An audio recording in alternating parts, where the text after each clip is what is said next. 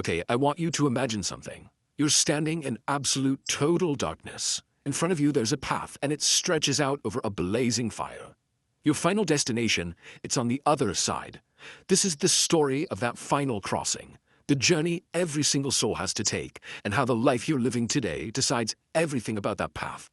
And this isn't just any old path. It's a bridge.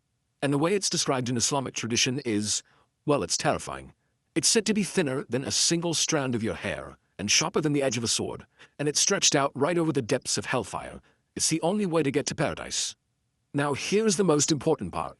Whether you make it across, or you don't, and how quickly you do it, it isn't random. It's not just luck of the draw, it's all predetermined.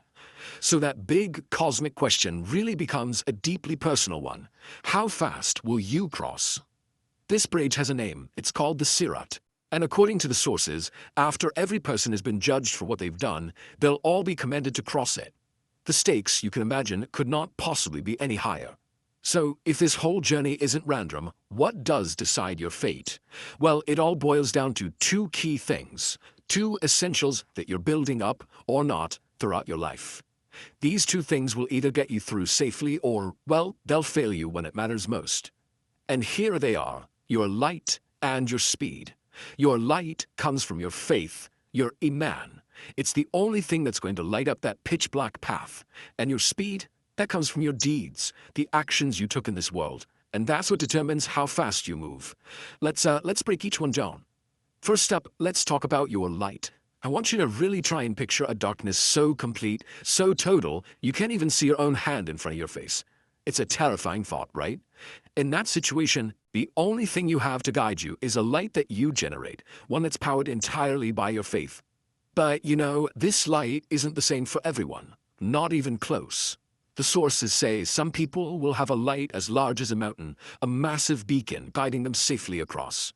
Others might have a light the size of a tree, or maybe as big as a person standing. But then, there are those whose faith is so weak that their light is just a tiny flicker on the tip of their big toe, just turning on and off, threatening to plunge them into total darkness at any second. And this brings up a really scary point about insincere faith. You see, the hypocrite, the one whose belief was just for show in this life, is given a kind of temporary light. But the moment they step onto that bridge, poof, that light is just extinguished, leaving them completely stranded in the dark, right over the fire. Alright, so let's move on to that second essential, your speed. The connection here is incredibly direct. As one scholar put it, whoever used to hurry to do good deeds in this world will pass quickly over the Sirat. Think about that. Your effort here, in this life, is literally converted into your velocity in the next. And the descriptions of this are so vivid. The fastest people, they'll cross in the blink of an eye, like a flash of lightning or a gust of wind. That speed corresponds to a life of consistent prayer on time, a really strong connection to the Quran, and avoiding major sins. Then you have those who cross like a swift horse or a bird. That reflects a life of regular but maybe sometimes inconsistent worship. After that, you've got people who are just running or even just walking. That's a pace set by things like neglected prayers or delaying repentance. And finally, the very slowest who manage to make it, they'll be crawling inch by painful inch, saved only by the tiniest final spark of belief. And as if all of that wasn't hard enough, the bridge is lined with these massive hooks that reach up from the fire below. But here's the thing, they don't just grab people at random. No, they are commanded to snatch people specifically according to their deeds. The very sins a person committed become the things that try to pull them down. So when you put it all together, your light, your speed, these hooks, what are the possible outcomes?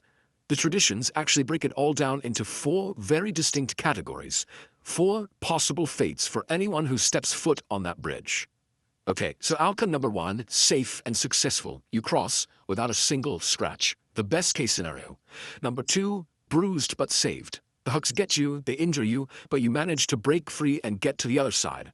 The third is being imprisoned. You're just stuck on the bridge, can't move forward, can't go back, until you're eventually let go. And the fourth is being snatched by those hooks and thrown down into the fire. Now I know, after hearing all of this, it can feel pretty overwhelming, maybe even a little frightening. But here is the single most important takeaway from this entire explainer. That journey, that's in the future. The time to prepare for it is happening right now. Every single choice you make, every action you take, it's all programming your future journey. The life you are living at this very moment, that's what's setting your light, and that's what's setting your speed. It's not some abstract idea. It's a direct consequence. Your crossing is being built today. But you know what? This is actually a message of incredible hope. It means it's not too late. Every single prayer you perform on time adds more fuel to your light. Every small act of kindness increases your speed.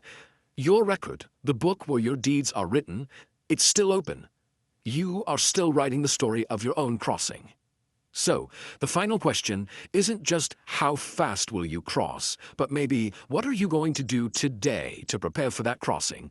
The sources leave us with this beautiful prayer, and it's a plea for the two things that matter most on that day: a perfect, unfailing light and the forgiveness that makes the entire journey possible.